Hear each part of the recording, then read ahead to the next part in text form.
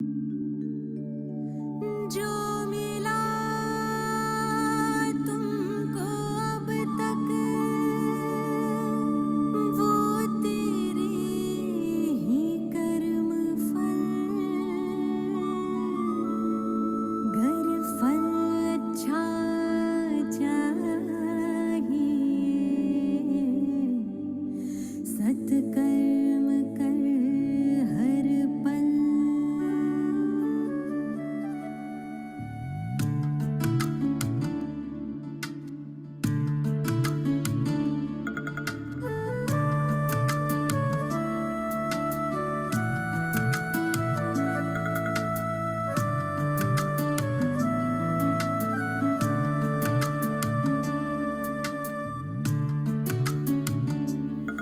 कर्मों से ही मानव है महान, कर्मों से ही उसकी पहचान।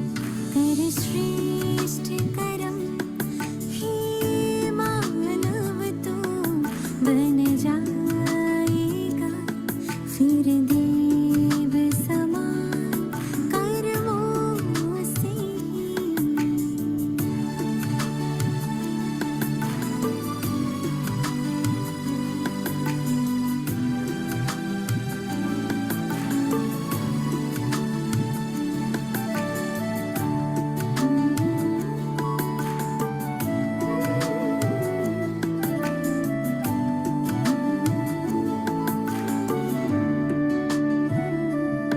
हे मानव तू करके कर्म पीछे क्यों पछताता है।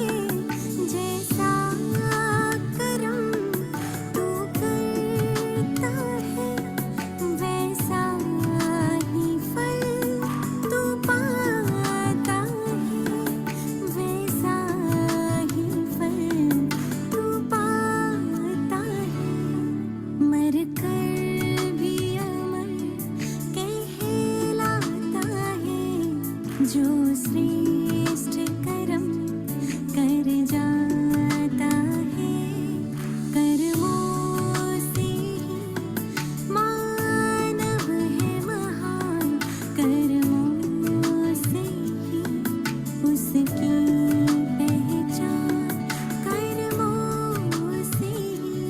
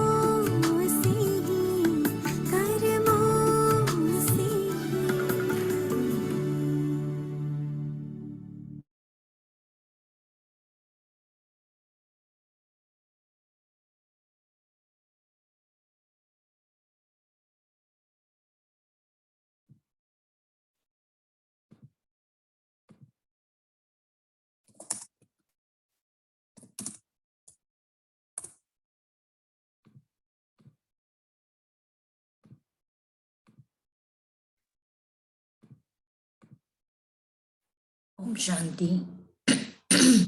Good morning to everyone. आज के हमारे इस सत्र में आपका स्वागत है। कल हमने विशेष रूप से समय के गहरे राज समझे कि वर्तमान कौन सा समय चल रहा है और कौन कौन से समय से गुजर कर हम आए हैं, और समय से कनेक्टेड कई चक्र को भी हमने समझा।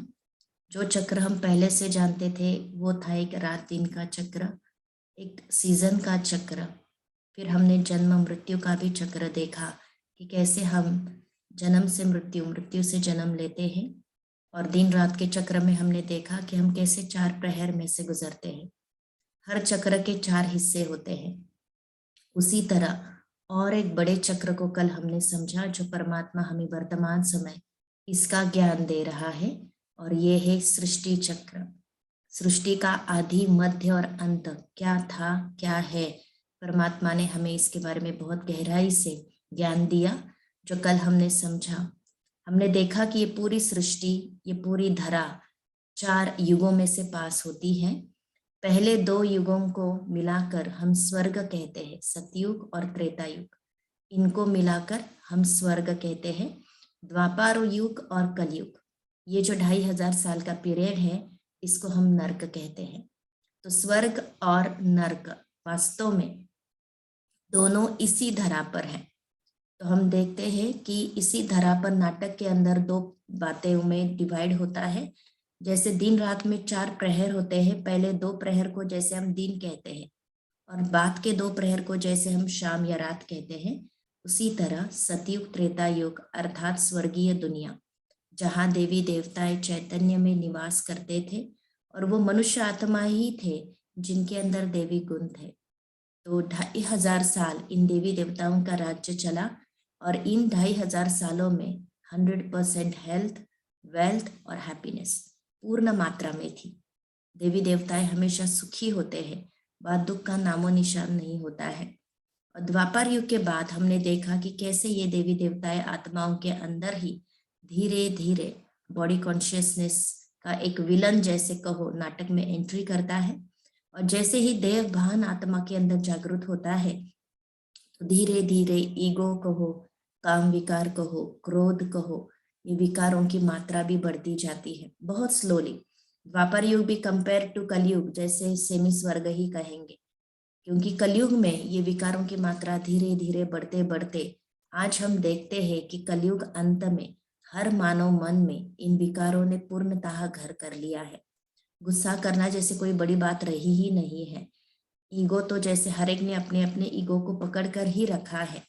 तो ऐसे समय में जब इन विकारों ने हम मानव आत्माओं को दुखी किया, हमारा सुख चैन छीन लिया, ऐसे समय पर शिव बाबा, हम सबका पिता परमात्मा, इस धरा पर हम बच्चों को इन दुखों से छुड़ाने के लिए, इन विकारों के जाल से बचाने के लिए शिव बाबा आते हैं, और हम सभी को सत्य ज्ञान और सत्य पहचान देकर हमें इन विकारों से मुक्त कराते हैं। तो वो समय है संगम युग का समय। तो वर्तमान समय हम सभी जिनको ज्ञान मिला है उनके लिए जैसे संगम युग शुरू हो चुका है। अभी हम संगम युग का इंतजार नहीं कर रहे, लेकिन हम संगम युग पर है, अर्थात हमें ज्ञान है कि हमारे इस तरफ कलयुगी अंत है और दूसरी तरफ सतयुगी की आदि होने वाली है। और जैसे हम एक यात्रा पर निकल पड़े हैं, कलयुग की किनारे से सतयुगी किनारे की ओर, और ये यात्रा में हमारा गाइड कहो, हमारा पंडा कहो, शिव बाबा परमात्मा स्वयं है, जो हमें इस पुरानी दुनिया से निकालकर नई दुनिया में ले जाने के लिए तैयारी करा रहा है। सतयुग में सबके अंदर देवी संस्कार होंगे, वहां पर विकारों का नामो निशान नहीं होगा। इसलिए शिव बाबा हमें वर्तमान समय कहते हैं कि हे बच्चे, इसी संगम पर तुम अपने इन विकारों से फ्री हो जाओ, अपने को इन विकारों से मुक्त करो, सत्य ज्ञान जीवन में धारण करो, देवी संस्कार धारण करो, और नई दुनिया में चलने के लिए तैयार हो जाओ। तो यही हमारा लक्ष्य होगा इस संगम युग का। जिनके पास ज्ञान नहीं है वो तो जैसे अभी भी कलयुग में ही है, क्योंकि उन्होंने नई दुनिया की तरफ की यात्रा शुरू नहीं की है। लेकिन जिनको ज्ञान मिला है उनके लिए जैसे 2 दुनिया का अंतर सामने क्लियर है, दो दुनिया की प्राप्ति भी सामने है। और जैसे मन ही मन में कहो या मन बुद्धि द्वारा हमने नई दुनिया की यात्रा शुरू भी की है। तो जैसे अभी हम वर्तमान समय संगम युग पर है, परमात्मा से ज्ञान ले रहे हैं और अपने जीवन के अंदर एक बहुत सुंदर सकारात्मक परिवर्तन लाने का प्रयास कर रहे हैं। तो संगम युग पर हम बच्चों का और एक बहुत इंपॉर्टेंट काम है, क्योंकि कल हमने समय के बारे में जाना कि कैसे समय परिवर्तनशील है और समय हमसे भी परिवर्तन की उम्मीद रखता है। तो वैसे जैसे मनुष्य आत्मा को दो बातों का ज्ञान, जैसे मैंने कल कहा था, होना जरूरी है। एक होता है समय का ज्ञान, क्योंकि हर आत्मा के पास अपना एक लाइफ स्पैन है और इस जीवन यात्रा में उसको क्या करना है ये उसकी खुद की चॉइस है। किस तरह के कर्म करने हैं, किस तरह की पूंजी बनानी है, ये हर आत्मा की अपनी चॉइस है। तो एक तरफ समय का बंधन है तो आत्मा को दूसरी तरफ कर्म का भी बंधन है। हम सभी आत्माएं जैसे ही देह में प्रवेश करती है तो हमारी देह के साथ एक्टिंग कहो या कर्म कहो शुरू हो जाते हैं। तो हर पल जब तक हम इस शरीर में हैं हम कर्म कर रहे हैं। सोना भी एक कर्म है, खाना भी एक कर्म है, सोचना भी एक कर्म है, बोलना भी एक कर्म है। तो हर सेकंड हम कर्म कर रहे हैं। लेकिन ये कर्म श्रेष्ठ कैसे हो, इसका अच्छे से अच्छा फल हमें कैसे मिले, इसके लिए विशेष रूप से आज हम जो ध्यान खिंचवाएंगे इस कर्म फिलॉसफी के ऊपर, जिसका ज्ञान स्वयं शिव बाबा ने, परमात्मा ने वर्तमान समय हमको दिया है। और ये ध्यान में रखते हुए ही हमें अपने हर कदम उठाने हैं, हमें हर कर्म करना है सोच समझकर। तो कर्मों की गुह्य गति क्या है, चलो हम जानने का इसका प्रयास करते हैं।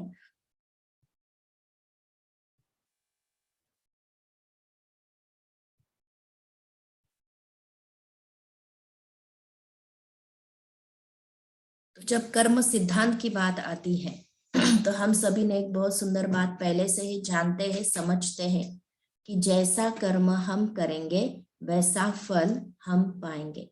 सो कर्म के अनुसार ही आत्मा को फल मिलता है। आज हमें जो कुछ भी प्राप्त हो रहा है इसके लिए कोई और जिम्मेदार नहीं है, लेकिन मेरे पास्ट कर्मों के अनुसार ही मुझे वर्तमान में मिलता है और वर्तमान में मैं जैसे कर्म करती हूँ उसका ही फल मुझे भविष्य में मिलने वाला है। तो कर्म की गुह्य गति को हम गहराई से समझे इससे पहले और एक बात क्लियर होना बहुत जरूरी है, क्योंकि कर्म कोई एक जन्म से कनेक्टेड नहीं होते हैं, कर्म अनेक जन्मों से कनेक्टेड होते हैं। तो पहले हम जन्मों की एक गहरे राज को जानने की कोशिश करते हैं। अभी कई बार हमने सुना है कि जैसे 2-3 दिन पहले किसी का सवाल भी था कि क्या हम पुनर्जन्म लेते हैं और कितने पुनर्जन्म लेते हैं। तो यहाँ पर इस बात को क्लियर किया गया है। नाटक 5000 साल का है, जिसको हमने कल गहराई से समझा, और नाटक में एक शरीर 5000 साल काम नहीं कर सकता, क्योंकि शरीर की अपनी आयु की मर्यादा होती है। वो 5 तत्वों का पुतला है, उसकी कोई एक ड्यूरेशन होती है जब तक वो चल सकता है। तो शरीर की आयु मैक्सिमम 150 साल हो सकती है।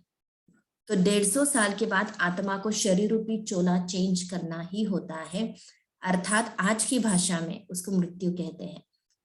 तो मृत्यु के बाद तो फिर दूसरा जन्म भी होगा, क्योंकि एक्टर स्टेज पर है और रोल ना मिले ऐसा नहीं हो सकता, तो उसके पास कैरेक्टर भी होना चाहिए। तो पुनर्जन्म लेके वो नए नए कैरेक्टर अदा करते हैं। जैसे एक फिल्म का एक्टर नए नए रोल धारण करके नए नए पार्ट निभाता है, लेकिन एक्टर वही होता है। उसी तरह हम इस सृष्टि रूपी रंगमंच के कलाकार, हम आत्माएं, एक्टर वही हैं, लेकिन हर जन्म में हमारे रोल चेंज होते रहते हैं। तो कईयों का यह कहना होता है कि हमारे कर्मों अनुसार हमें किसी प्राणी का, किसी योनि में जाना पड़ता है। और कई बार हम कहते भी हैं अच्छे कर्म करो, नहीं तो तुम कुत्ता बिल्ली में जाकर जन्म लोगे, है ना। तो अभी इस राज को हमें समझना है, क्या सच में हम बुरे कर्म करने के बाद कुत्ते बिल्ली में चले जाते हैं या किसी प्राणी में एंट्री करते हैं? क्या कर्मों की सजा भुगतने के लिए हमें शरीर रूपी चोले को बदलना पड़ता है, योनि को बदलना पड़ता है? चोला बदलना वो अलग बात है, मनुष्य शरीर ही दूसरा मनुष्य शरीर लेना वो चोला बदलना है, लेकिन योनि अर्थात स्पीसीज, हम एक स्पीसीज में से दूसरे स्पीसीज में जाएं, क्या ये प्रैक्टिकली होता है?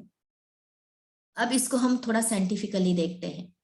आज तक हमने जितनी भी पुनर्जन्म की केसेस सुनी होंगी, क्योंकि कई आत्माओं को पुनर्जन्म याद आता है और उनके ऊपर रिसर्च भी किया गया है, जिसके कई बुक्स भी बने हैं, इंटरनेट पर भी ऐसे कई केसेस है जिसको प्रूफ किया गया है कि इनको पुनर्जन्म की बातें याद आई है।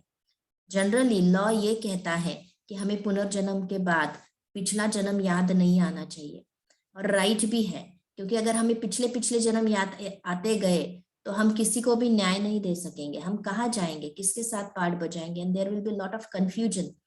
तो इसीलिए ड्रामा अनुसार ये जो नियति है और ये जो नाटक है उसके अनुसार नया जन्म लेने के बाद हम पुराना जन्म भूल जाते हैं। लेकिन फिर भी इस नाटक में बहुत कम ऐसे केसेस होते हैं जिनको पुनर्जन्म याद आता है। तो ये जो पुनर्जन्म की केसेस स्टडीज की गई, आप इनको गूगल पे चेक करके देखिए, बुक्स के द्वारा चेक कीजिए। आज तक एक भी मनुष्य आत्मा ने ये नहीं कहा कि पिछले किस जन्म में मैं किसी प्राणी के योनि में था, मैं जंगल में रहता था, मैं ऐसा था या मैं वैसा था। आज तक जितने भी पुनर्जन्म की केसेस स्टडी की गई है, हर मनुष्य आत्मा ने यही कहा है कि मैं किसी किसी मनुष्य योनि में ही था, भले मैं मेल था या फीमेल था, वो जेंडर अलग हो सकता है, लेकिन मनुष्य आत्मा ही थे, वो कभी किसी प्राणी के योनि में नहीं थे। ये प्रैक्टिकल प्रूफ हम सबके सामने है। दूसरा प्रूफ है, आजकल हिप्नोटिज्म एक टेक्निक निकला है।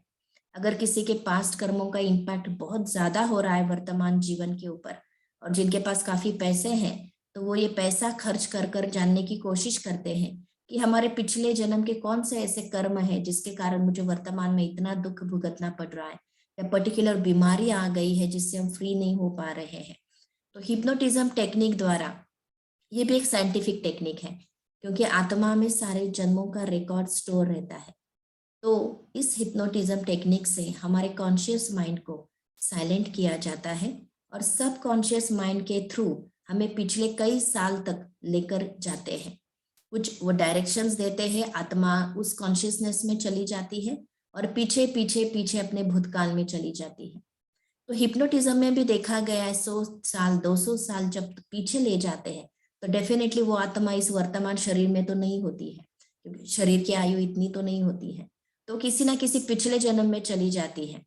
तो उस केसेस में भी ये देखा गया कि मनुष्य आत्मा जब हिप्नोटिज्म करके पिछले जन्मों में जाता है तो वो मनुष्य ही होता है, वो कोई प्राणी की योनि में नहीं होता है। ये हमारे पास है साइंटिफिक प्रूफ्स। तीसरी बात, आज हम देखते हैं, हम हाथ में जो घड़ी पहनते हैं उसके अंदर बैटरी होती है, हम जो दीवार पर घड़ी लगाते हैं उसके अंदर भी बैटरी होती है, जो हम मोबाइल यूज करते हैं उसके अंदर बैटरी होती है, जो हम रिमोट यूज करते हैं उसके अंदर बैटरी होती है। वास्तव में डिवाइसेस अलग अलग है, लेकिन हर डिवाइस को चलाने वाली शक्ति वो बैटरी, वो भी कहने के लिए नाम कॉमन है बैटरी, लेकिन हर बैटरी की अपनी अपनी कैपेसिटी है, हर बैटरी का अपना अपना आकार है, जिसको हम कहेंगे एक रूप है। अगर मैं कहूंगी मैं जो हाथ में घड़ी पहनती उसकी बैटरी वो घड़ी का चलाने का ही तो काम करती है, और दीवार की भी तो बैटरी घड़ी को ही चलाने का काम करती है, तो मैं एक्सचेंज करती हूँ, यहाँ की घड़ी का बैटरी उस घड़ी को लगाती हूँ। तो प्रैक्टिकली हम देखेंगे दोनों की कैपेसिटी भी अलग है, दोनों की साइज भी अलग है, हम एक्सचेंज नहीं कर सकते हैं।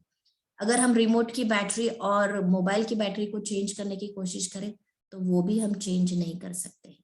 तो कहने के लिए शब्द कॉमन आता है बैटरी, लेकिन हर बैटरी की अपनी कैपेसिटी और अपनी साइज होती है, अपना आकार होता है। उसी तरह आत्मा भी एक स्पिरिचुअल बैटरी है, आध्यात्मिक बैटरी है, और उसका काम भी है कि वो जिस डिवाइस में या कहो जिस देह में जाती है उस देह को चलाने की, उसकी जैसे कहेंगे उसका काम होता है उस देह को चलाना। अब कुत्ते के अंदर भी आत्मा है, बिल्ली के अंदर भी आत्मा है, सांप के अंदर भी आत्मा है, घोड़े के अंदर भी आत्मा है, और मनुष्य के अंदर भी आत्मा है। शब्द तो कॉमन ही है आत्मा, और काम भी वही है, शरीर को चलाना। लेकिन अगर हम कहें कुत्ते की आत्मा मनुष्य शरीर में प्रवेश करे, मनुष्य की आत्मा कुत्ते के शरीर में प्रवेश करे, नहीं हो सकता, क्योंकि हर आत्मा की अपनी कैपेसिटी है। 100 वोल्ट्स का बल्ब अगर हम 40 वोल्ट के इसमें फिट करने की कोशिश करें, फिट भी नहीं होगा और काम भी नहीं करेगा। तो उसी तरह मनुष्य आत्मा को द मोस्ट इंटेलेक्चुअल बीइंग कहा जाता है। मनुष्य आत्मा की बुद्धि इतनी विकसित है जिसने उस बुद्धि ने कितने सारे कारनामे करके दिखाए हैं। कुत्ते की बुद्धि इतनी विकसित नहीं है, बिल्ली की बुद्धि इतनी विकसित नहीं है, कॉकरोच की बुद्धि इतनी विकसित नहीं है। और मनुष्य मन जिस तरह सोचता है उस तरह प्राणी नहीं सोचते हैं। तो आत्मा की जो 3 शक्तियां हैं, मन, बुद्धि और संस्कार, तीनों की अपनी अपनी कैपेसिटी हर योनि अनुसार होती है।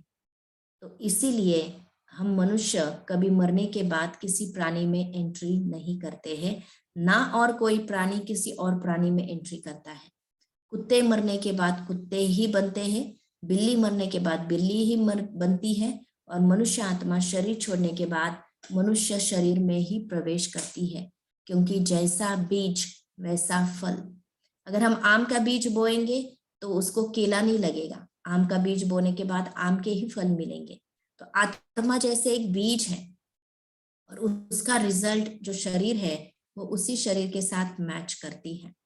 तो इसीलिए आज हम देखते हैं कि छोटे छोटे बच्चे बिना ट्रेनिंग के ही कितनी चीजें कर लेते हैं, क्योंकि उनको वो ट्रेनिंग इस जन्म की नहीं है, वो अपने संस्कार लेकर आए पिछले जन्मों के, और उस अनुसार वो फटाफट इस जन्म में ग्रास्प कर लेते हैं।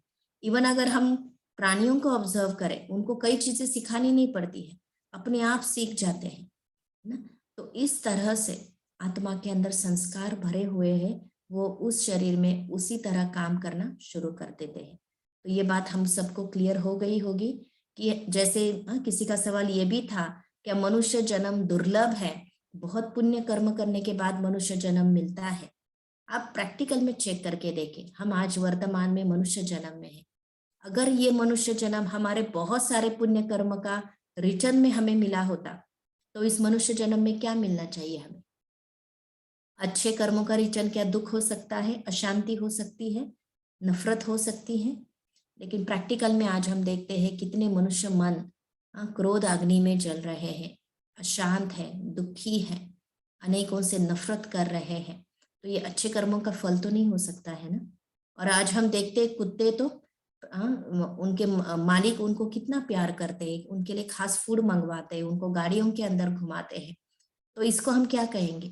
मनुष्य शरीर में होते हुए इंसान आज कचरे के पास सोया हुआ है, रास्ते पर पड़ा हुआ है, और कुत्ते गाड़ी में घूम रहे हैं।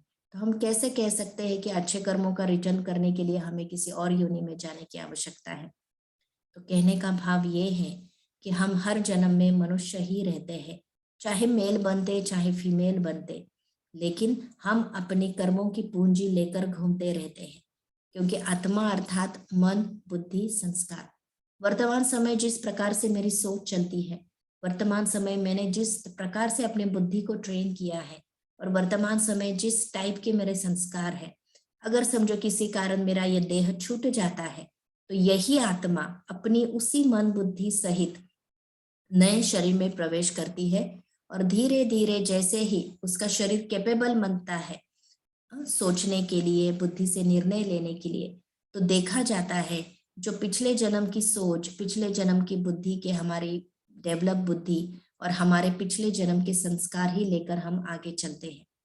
और धीरे धीरे डेफिनेटली उस संस्कारों के अंदर परिवर्तन हो सकता है, उसकी फैमिली बैकग्राउंड से उसको क्या नया सिखाया जा रहा है, या खुद होकर वो क्या नया सीख रहा है, उस अनुसार परिवर्तन हो सकता है, लेकिन हम कैरी जरूर करते हैं। तो इसीलिए जब हम कर्म फिलॉसफी की बातें कर रहे हैं, तो हमारे सारे कर्म एक जन्म के नहीं होते हैं। हम अनेक जन्मों में से गुजरे हैं, हम अनेक विभिन्न आत्माओं के संग में आ चुके हैं, और उनके साथ हमने अनेक प्रकार के कार्मिक अकाउंट क्रिएट किए हैं। तो जरूरी नहीं कि सारे कार्मिक अकाउंट हम एक जन्म में ही पूरा करें, तो कई कार्मिक अकाउंट हम अपने साथ कैरी करते हैं। किसी ना किसी जन्म में हमारी पुनः उन आत्माओं के साथ मुलाकात होती है, और ये कार्मिक अकाउंट चुकता होना शुरू हो जाते हैं। तो चलिए अब हम कर्मों के कुछ नियमों को समझें। और इससे भी पहले और एक बात मैं क्लियर करना चाहूंगी। कर्म में जैसे मैंने कहा कि हम कैरी करते हैं, इसका एक छोटा सा एग्जाम्पल हम लेते हैं, क्योंकि हमने कल सृष्टि चक्र को समझा है। सृष्टि चक्र में हमने देखा कि पहले 2500 साल जब ये नई दुनिया स्थापित हुई थी, सतयुगी दुनिया से जब शुरुआत हुई थी, देवी देवताओं का जब साम्राज्य इस दुनिया पर था, तो 2500 साल जो आत्माएं, देवात्माएं कर्म करती थी, वो हमेशा दिव्य गुणों के आधार पर थे। उन कर्मों में कभी किसी को दुख नहीं मिलता था, कभी किसी का मन अशांत नहीं होता था। इसीलिए उन कर्मों का कोई लेखा जोखा नहीं बनता है, उन कर्मों का कोई अकाउंट नहीं बनता है। तो इसलिए देवताओं के जो कर्म होते हैं उसको अकर्म कहा जाता है, क्योंकि उस कर्म का कोई रिकॉर्ड नहीं बनता है। वो हर कर्म नेचुरली सुख देने वाला होता है, उसका कोई कार्मिक अकाउंट नहीं बनता है।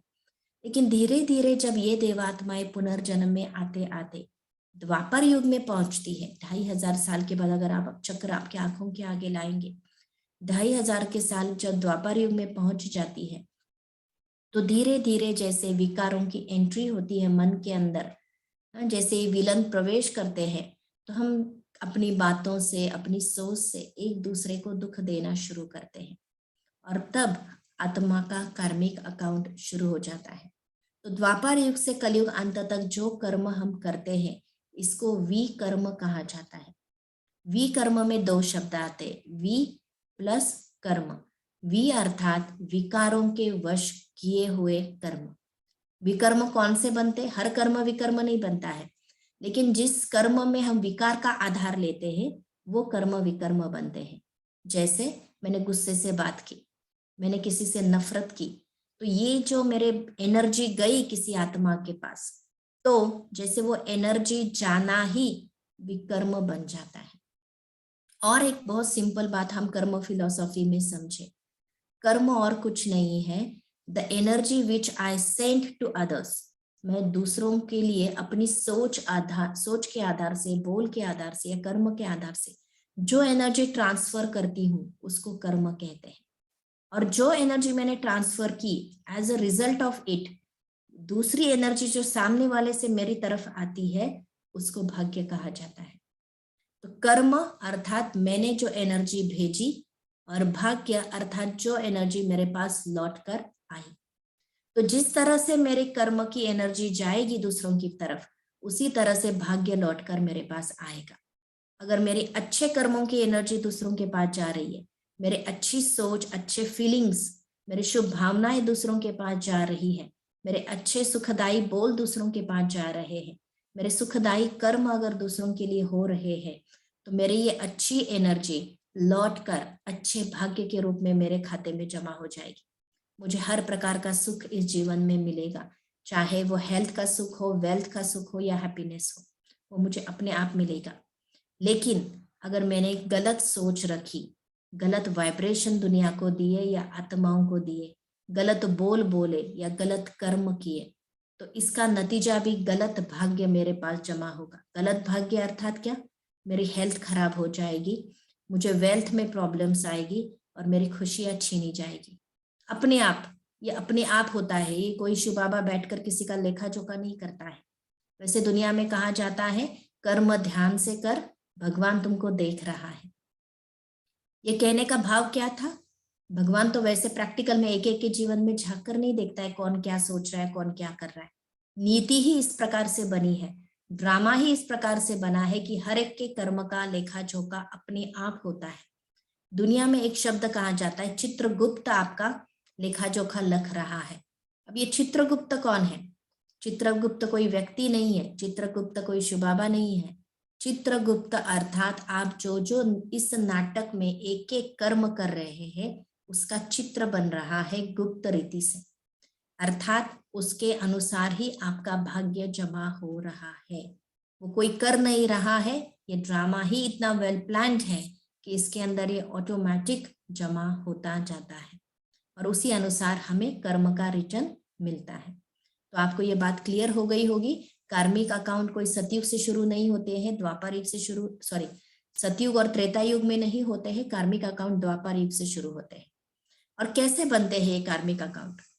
जैसे और एक बात मैं स्पष्ट करना चाहूंगी, अगर एक एग्जाम्पल लेते हैं कि हमारे घर के आगे एक गार्डन है, या कहो अपनी खुद का एक आंगन है जहां पर मिट्टी है, और हमने डिसाइड किया कि अपने फेवरेट जो पौधे हैं वो लाकर हम यहाँ पर लगाएंगे। तो आपने मार्केट में जाके बीज लेकर आए, वैरायटी प्रकार के, किसी को आम पसंद है आम के बीज लाए, किसी को गुलाब पसंद है गुलाब के बीज लाए, किसी को नारियल पसंद है नारियल के बीज, या जो जो हमें लगता है कि मेरे घर के आंगन में होना चाहिए, वो 5-6 प्रकार के बीज लेकर मैं घर पर आई। और मैंने एक दिन मुकर्रर कर अच्छी तरह से जमीन को तैयार किया और उस धरनी के अंदर हमने ये बीज बोए। हमने इन बीजों की एक ही तरह से पालना की। रोज हमने नियमित रूप से इसको पानी भी देते रहे, उसको जब फर्टिलाइजर्स की आवश्यकता पड़ी टाइम पर फर्टिलाइजर्स भी देते रहे, सब कुछ देते रहे। लेकिन हम देखेंगे कुछ दिन के बाद, चाहे 1 हफ्ता या 2 हफ्ता, 5 के 5 प्रकार के बीज एक समय पर फलीभूत नहीं होंगे।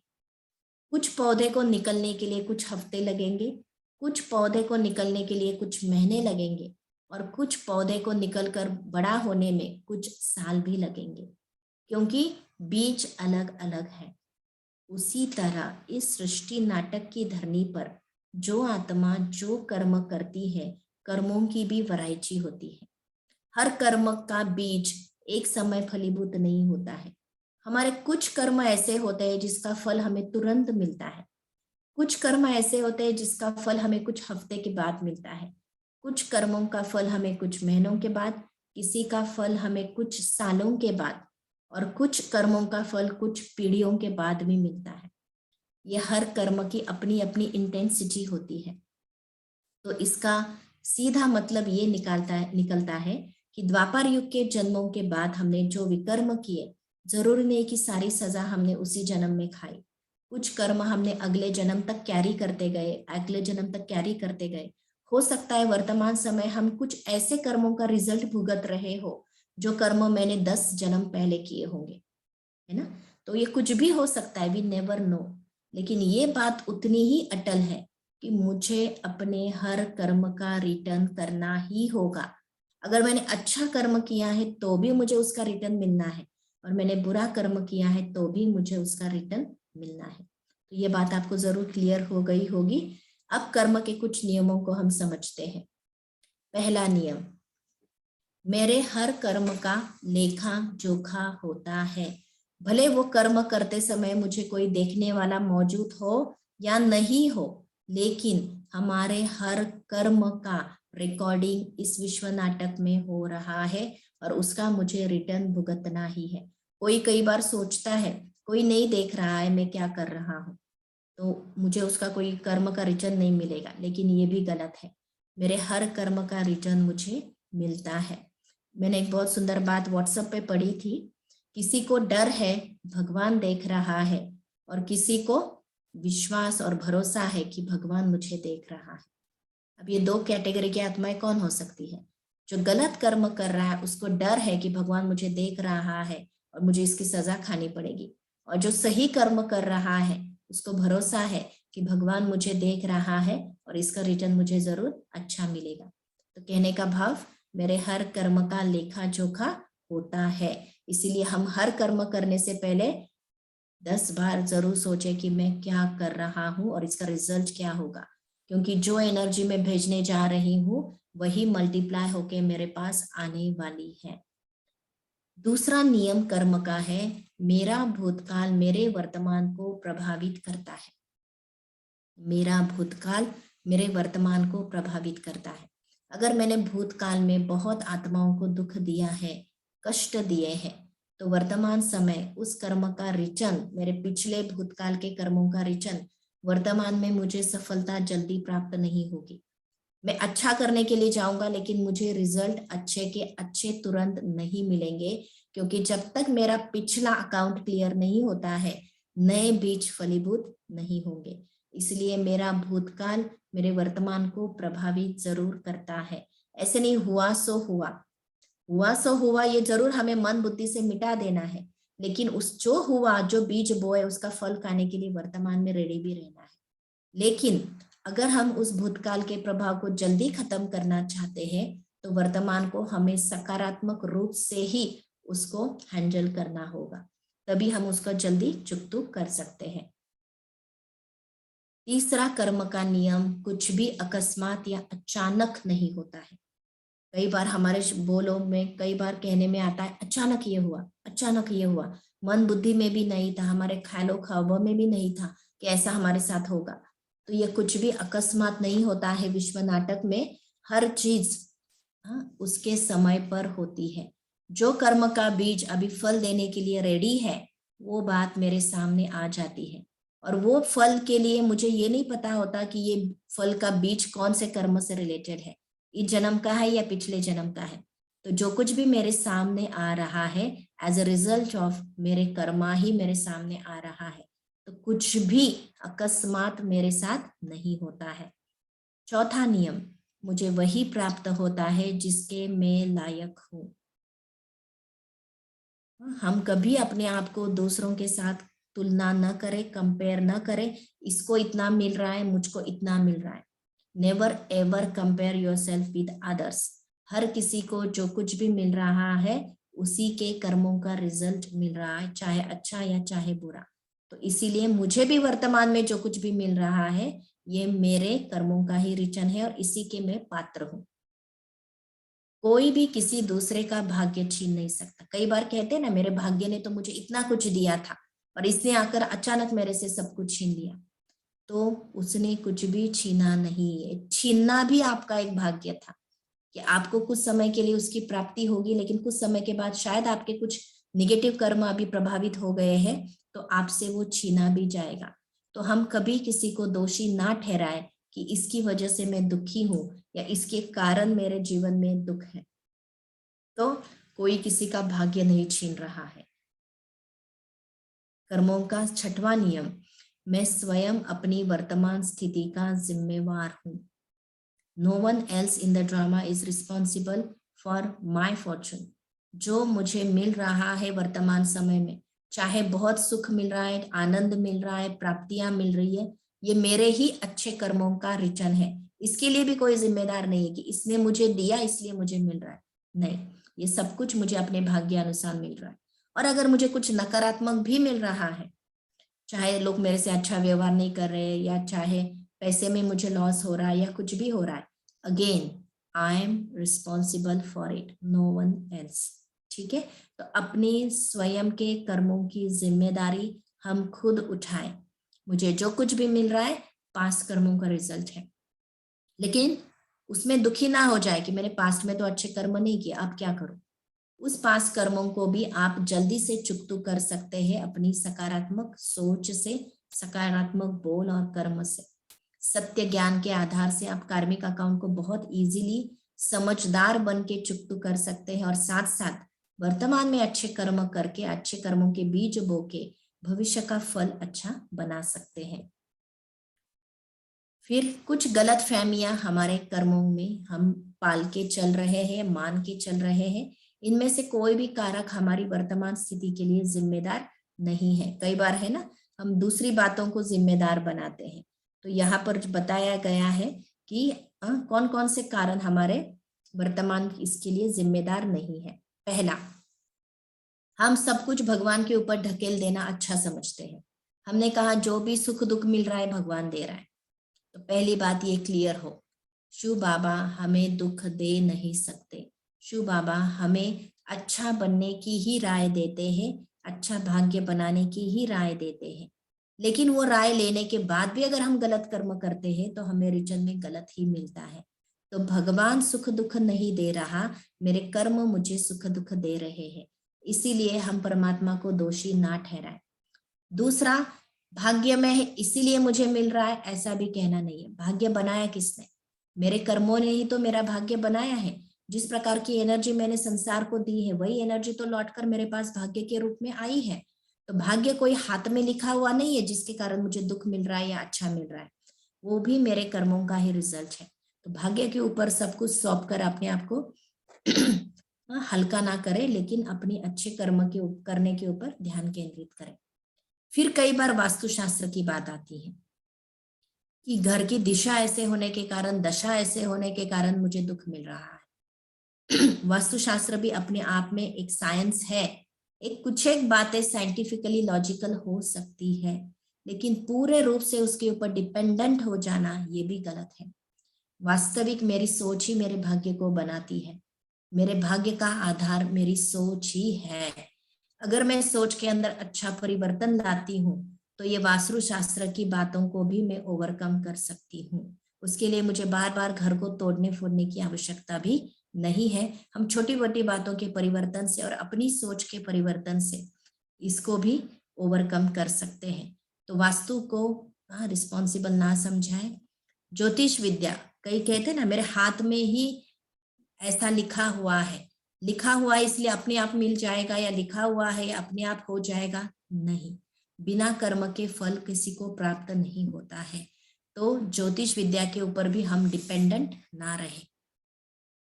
फिर धार्मिक अनुष्ठान, जैसे जो जिस धर्म का होता है उस धर्म में कई कर्म कांड करते रहते हैं। ये करने से मेरा भाग्य बदल जाएगा, ये करने से ऐसा हो जाएगा। वास्तव में ये सब कुछ करने से ज्यादा अपनी सोच के ऊपर ध्यान केंद्रित करें। धार्मिक बातों से भी मेरा कर्म का खाता चुक तो नहीं होगा, वो मुझे प्रैक्टिकल अपनी सोच और कर्म के आधार से चेंज करना होगा। फिर आजकल जो शब्द बहुत परिचित है, ब्लैक मैजिक, कहते हैं इसने मेरे ऊपर ब्लैक मैजिक की। यस, ब्लैक मैजिक अर्थात निगेटिव वाइब्रेशंस का प्रभाव आत्माओं पर होना, ये हो सकता है, ये लोग कर सकते हैं। लेकिन दूसरा तरफ ये भी ध्यान में रखना, अगर नकारात्मक शक्ति इतनी प्रभावशाली हो सकती है तो सकारात्मक शक्ति क्या कुछ नहीं कर सकती। अगर किसी के ऊपर ब्लैक मैजिक का प्रभाव भी है तो अपने आप को इतना पॉजिटिव बना ले और जो कर रहा है उसके प्रति इतना पॉजिटिव बना ले कि उसकी ब्लैक मैजिक की पावर ही खत्म हो जाए। तो इसीलिए सकारात्मक शक्ति के प्रयोग को करके देखिए और किसी भी बात को अपने भाग्य के लिए डिपेंडेंट ना बनाए, जिम्मेदार ना बनाए। और एक बहुत इंपॉर्टेंट बात, कर्म क्षेत्र पर हम कर्म रूपी बीज बो तो रहे हैं, कर्म कर तो रहे हैं, कर्म के बीज को पानी भी दे रहे हैं, सूर्य प्रकाश भी मिल रहा है, सब कुछ मिल रहा है, लेकिन इस कर्म के फल को प्रभावित करने वाले कुछ कारण होते हैं। जैसे मैंने दान पुण्य का कर्म किया, किसी ने मुझे कहा तुम्हारे ऊपर बहुत किसी शास्त्री ने कहा या किसी ज्योतिष ने कहा कि आपके बुरे कर्मों का प्रभाव मिटाना है तो आप ये फलाना फलाना चीज करो तो मिट जाएंगे। वास्तविक वो कर्म आप किस भाव से कर रहे हैं उस अनुसार उसका कर्म का रिटर्न होता है। तो यहाँ पर कर्म तो जैसे समझो 5 लोग हैं एक ही प्रकार का कर्म कर रहे हैं, दान पुण्य का कर्म, 5 आत्माएं दान पुण्य का कर्म कर रही है, लेकिन 5 आत्माओं को उसका रिटर्न अलग अलग मिलेगा। क्यों? करने के लिए तो सभी दान पुण्य कर रहे हैं, करने के लिए समझो एक ही अमाउंट दान कर रहे हैं, एक ही संस्था को कर रहे हैं, लेकिन फिर भी उनका कर्म का रिटर्न अलग अलग होगा, क्योंकि कर्म किस भाव और भावना से किए जाते हैं उस अनुसार उसका रिटर्न होता है। तो कुछ एक बातें जो कर्म को प्रभावित करती है। पहला, इरादा, जो मैं कर्म कर रहा हूं उसके पीछे मेरा इरादा क्या है। अगर इरादा कुछ गलत है और कर्म अच्छे कर रहा हूं तो मुझे उसका फल इतना प्राप्त नहीं होगा। लेकिन कर्म साधारण है लेकिन इरादा बहुत नेक है, अच्छा है, तो मुझे उसका रिटर्न बहुत मिलेगा। तो कर्म को प्रभावित करते हैं हमारा इरादा। दूसरी बात जो हमारे कर्म को प्रभावित करती, कर्म की गुणवत्ता, क्वालिटी ऑफ द कर्म। जैसे किसी को मंदिर में झाड़ू लगाने के लिए कहा, एक ने जाकर झाड़ू उठाया, ऊपर ऊपर से जस्ट करने का एक एक्टिंग किया कि मैंने पुण्य का कर्म किया, मंदिर को क्लीन किया, लेकिन दूसरे ने बड़ी भावना से, जब कोई नहीं है, शांत रीति से अपनी अच्छी स्थिति में रहते हुए मंदिर का एक एक कोना बहुत प्यार से क्लीन किया, कहीं भी कोई भी कचरा नहीं छोड़ा। करने के लिए दोनों ने मंदिर साफ किया था, है ना, लेकिन फिर भी दोनों के फल में फर्क होगा, क्योंकि एक ने दिखावे मात्र किया और दूसरे ने बड़ी भावना से एक एक कोना साफ किया, तो उनके रिजल्ट में भी उसी प्रकार से फर्क पड़ेगा। तीसरी बात, कितनी एकाग्रता से हम कर्म करने हैं, काम चलाऊ कर्म है या पूरी भावना से एकाग्र होकर हम उस कर्म को कर रहे हैं, उस अनुसार भी कर्म के ऊपर प्रभाव पड़ता है। फिर कर्म अच्छे किए लेकिन जब जरूरत नहीं थी तब किए या जरूरत थी तब किए, तो सही समय पर सही कर्म करने का भी रिटर्न ज्यादा मिलता है। लेकिन गलत समय पर अगर हम सही कर्म करने जाते हैं तो उसका रिटर्न इतना नहीं मिलता। तो समय कौन सा है और कौन से समय की क्या डिमांड है और उस अनुसार आप क्या कर्म कर रहे हैं, इन सब बातों को ध्यान में रखते हुए उस अनुसार हमें कर्म का फल मिलता है। पांचवी बात, वातावरण। किस प्रकार के वातावरण से प्रभावित होकर मैं कर्म कर रहा हूं। जैसे मेरे तरफ चारों तरफ पॉजिटिव वातावरण है तो नेचुरली मेरी सोच भी पॉजिटिव हो जाएगी, मेरे कर्म भी पॉजिटिव हो जाएंगे। तो वातावरण के प्रभाव में आकर मैंने अच्छे कर्म किए। और दूसरा, मेरे चारों तरफ नकारात्मक वातावरण है और उस वातावरण में मैंने अपनी पॉजिटिव सोच को बना के रखा और पॉजिटिव कर्म किए। निगेटिव वातावरण में पॉजिटिव कर्म किए तो उसकी गुणवत्ता या उसका जो रिजल्ट होगा वो ज्यादा मात्रा में होगा। तो वातावरण भी मेरे कर्म के फल को प्रभावित करता है। और लास्ट, परिस्थिति। क्या मजबूरी से मैंने कुछ अच्छा कर्म किया, परिस्थिति ने मेरे से करवाया, या मैंने अपनी अच्छी सोच के आधार से अच्छा कर्म किया। कई बार परिस्थिति हमें मजबूर कर देती है अच्छा कर्म करने के लिए। ये मजबूरी से किया हुआ कर्म हमें अच्छा फल इतना नहीं दे पाएगा, लेकिन वही बिना मजबूरी के अपनी खुशी से अगर हमने अच्छा कर्म किया तो उसका रिटर्न कई गुना हमें मिलता है। तो ये सारी दिखने के लिए कर्म एक जैसा भी हो, लेकिन इंटरनल ये सारी बातें हमारे कर्म के फल को प्रभावित करती हैं। फिर जैसे मैंने कहा 3 प्रकार के कर्म, सुकर्म, विकर्म, अकर्म। देवताओं के कर्म अकर्म होते हैं। द्वापर युग के बाद जो हम कर्म करते हैं विकारों के वश, वो विकर्म बन जाते हैं। और सुकर्म अर्थात अपनी अच्छी सोच रखकर, अच्छे ज्ञान का आधार लेकर जब हम अच्छे कर्म करते हैं तो वो सुकर्म में काउंट होते हैं। तो आत्मिक स्थिति तथा परमात्मा स्मृति में किए गए कर्म अर्थात सुकर्म। क्योंकि सुकर्म तभी हो सकते हैं जब मैं अपनी आत्मिक स्थिति में स्थित रह सकती हूँ, तभी मैं दूसरों को निर्दोष दृष्टि से देखूंगी। लेकिन अगर मैं स्वयं को देह समझकर रोल कॉन्शियस होकर दूसरे को भी रोल कॉन्शियस नजर से देखूंगी तो मेरी सोच इतनी अच्छी नहीं हो सकती, ना मेरे कर्म इतने अच्छे हो सकते हैं। तो इसीलिए आत्मिक स्थिति में रहते हुए किए गए कर्म, शिव बाबा की याद में किए गए कर्म हमेशा सुकर्म में कन्वर्ट हो जाते हैं। दूसरा, विकर्म अर्थात देह भान के वश किए गए कर्म, विकारों के वश किए गए कर्म। और तीसरे, अकर्म जो देवताओं के थे, आत्मिक स्थिति में कहे गए आवश्यक कर्म। वहां परमात्मा का ज्ञान नहीं होता है देवताओं को, क्योंकि कहा जाता है सुख में सिमरन सब करे, दुख में ना करे कोई। देवता इतने सुखी होते हैं 2500 साल कि वहां परमात्मा को याद करने की आवश्यकता ही नहीं रहती। वहां कोई मंदिर में पूजा आदि नहीं होती, ना कोई मंदिर होते हैं, क्योंकि देवताएं अपने आप में संपन्न है, हर प्रकार का सुख उनके सामने मौजूद है ना। लेकिन देवताएं जो कर्म करते हैं वो सोल कॉन्शियस होकर ही कर्म करते हैं, इसीलिए वो अकर्म के खाते में जमा हो जाते हैं। फिर कुछ शिक्षाएं जो हम जरूर अपने लिए ले, प्रयास नहीं तो प्राप्ति नहीं। अगर मैंने कुछ कर्म किया ही नहीं तो उसका फल मुझे मिल भी नहीं सकता। मैंने किसी काम को मेहनत की ही नहीं तो उसका रिजल्ट मुझे मिल नहीं सकता। तो सबसे पहले है प्रयास, उसके बाद है प्राप्ति। दूसरा, जो कुछ भी अब तक नाटक में मेरे साथ हुआ, लेट्स पुट फुल स्टॉप। अब बीती को बिंदी कर दे, क्योंकि उस समय हमने जो कुछ भी किया अनजानवश किया, अज्ञानवश किया, लेकिन वर्तमान में मेरे पास सत्य ज्ञान है, परमात्मा शक्ति है, स्वयं परमात्मा मेरा साथी है। तो अब मुझे अच्छा वर्तमान बनाकर भविष्य को भी उज्जवल बनाना है। तो बीती बातों से सिर्फ लेसन लेकर आगे बढ़ो, अब उसका बारे में चिंतन, दुख नहीं क्रिएट करना है। तीसरा, वर्तमान क्षणों का आनंद ले। सही मायने में इंसान वही इंसान जीवन जीता है जो वर्तमान में जीता है। वर्तमान अर्थात ऐसे भी नहीं कि वर्तमान मतलब पिछले कुछ मिनट, वर्तमान अर्थात ये सेकंड। इस सेकंड में जो आत्मिक स्थिति में रहता है, इस सेकंड में जो परमात्मा की याद में रहता है, इस सेकंड अच्छी सोच रखकर जो इंसान कुछ करता है, वही अच्छे कर्म में, अच्छी सोच में गिनती हो जाता है। So focus on the present, don't influence your present with the past और फ्यूचर। अपने वर्तमान के ऊपर भूतकाल और भविष्यकाल का प्रभाव न होने दे, वर्तमान क्षणों का आनंद ले। मेरा भविष्य अभी भी मेरे हाथ में है, क्योंकि मेरा भविष्य मेरे वर्तमान पर डिपेंड करता है और वर्तमान में क्या करना है क्या नहीं करना है, अभी भी मेरे पास सारी चॉइसेस है। और मैं अगर किसी से प्रभावित नहीं हूं तो अपने ज्ञान से प्रभावित होकर, शिव बाबा की मदद से प्रभावित होकर अभी भी अच्छे कर्म कर कर अपना भविष्य अच्छा बना सकता हूँ।